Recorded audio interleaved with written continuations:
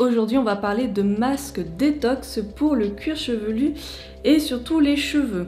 Alors peut-être que vous ne connaissez pas ce genre de masque, mais ça sert surtout à enlever les silicones et tout ce qui est un petit peu résidu de pétrochimie qu'on peut avoir d'agglutiné sur les cheveux, parce que tout ce qui est silicone, ça reste vraiment très longtemps accroché à la fibre du cheveu.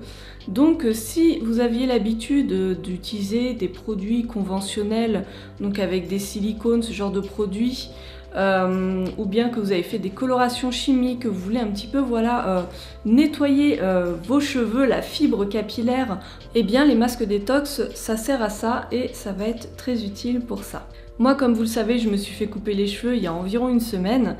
Et comme j'étais chez un coiffeur classique, hein, c'était pas un coiffeur bio, et ben du coup voilà, il a utilisé un shampoing classique, donc pour enlever un petit peu tout ce qui est silicone, produit que la coiffeuse m'a mis dans les cheveux.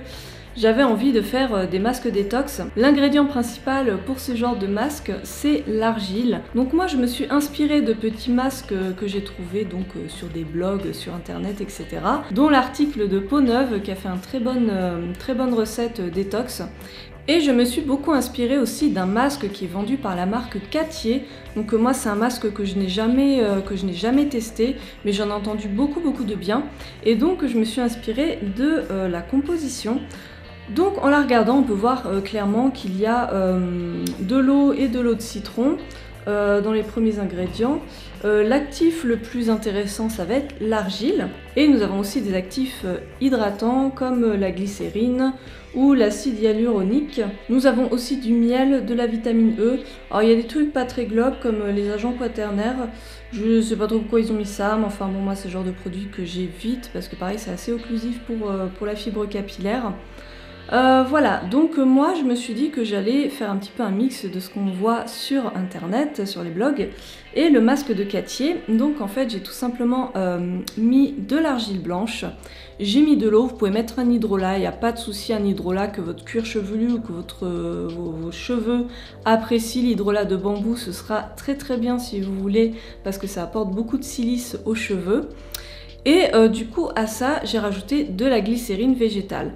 Alors au début je me suis un petit peu emmêlé les pinceaux parce que avec ma longueur je ne savais pas du tout quelle quantité d'argile il me faudrait. Je crois que j'ai commencé avec 4 ou 5 cuillères à soupe d'argile blanche. Et en fait ça m'a pas du tout suffi, donc j'ai refait en fait une dose d'une préparation de masque. Mais je pense que pour ma longueur, enfin vous voyez j'ai quand même des mèches un petit peu, enfin j'ai pas ça de cheveux quoi, mais je pense que environ 8 cuillères à soupe d'argile blanche ça devrait suffire pour faire bien le cuir chevelu et bien les longueurs, en mettre vraiment bien partout. Et bien sûr si vous avez les cheveux beaucoup plus longs, bah, vous doublez ou triplez les doses. Donc j'ai mis une bonne cuillère à café de glycérine végétale avec, ouais, je vous conseille de mettre 8 cuillères à soupe d'argile si vous avez ma longueur. J'ai rajouté quand même une petite cuillère à café de poudre de bardane. C'est un actif apaisant.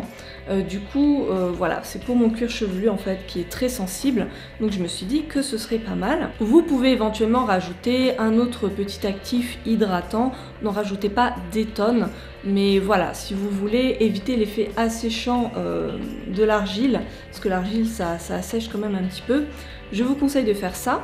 Ensuite, donc, vous appliquez sur le cuir chevelu et sur les longueurs, donc vous en mettez bien partout, donc soit avec un pinceau applicateur type pinceau coloration, soit avec vos doigts comme je fais moi. Donc en me faisant avec les doigts comme ça un petit peu à l'arrache, avec de l'argile ou ce genre de soin, c'est très facile à faire parce que voilà, en passant vos doigts dans vos cheveux, vous voyez tout de suite où est-ce que vous en avez mis ou pas. C'est très différent de quand on fait une coloration du type henné. Je vous avais montré la dernière fois en faisant le henné, comme j'avais les gants, je sentais pas vraiment ce que je faisais, mais là aucun souci. Vous laissez poser 15 minutes, surtout pas plus. Je sais que Peau Neuve avait dit qu'apparemment au-delà de 15 minutes l'argile a un effet inverse, c'est-à-dire qu'il renvoie les toxines aux cheveux.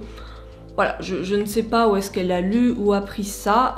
Voilà, comme elle l'a dit, je me suis dit qu'effectivement 15 minutes c'était largement suffisant. Et je vous conseille aussi de mettre un film plastique sur vos cheveux parce que ça va empêcher la préparation de sécher. Faut pas laisser sécher l'argile, hein, que ce soit sur la peau ou les cheveux, parce que ça va vraiment assécher et déshydrater, donc c'est pas du tout ce qu'on veut. Et après les 15 minutes de pause, il vous suffit de faire un shampoing.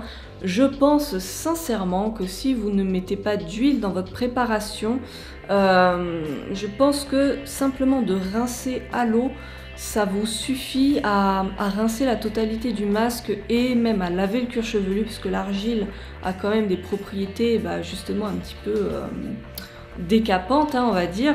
Donc je pense que vous n'avez pas besoin de faire de shampoing. Moi j'avais un peu peur quand même d'avoir un effet poisseux ou voilà un effet un petit peu pas très propre.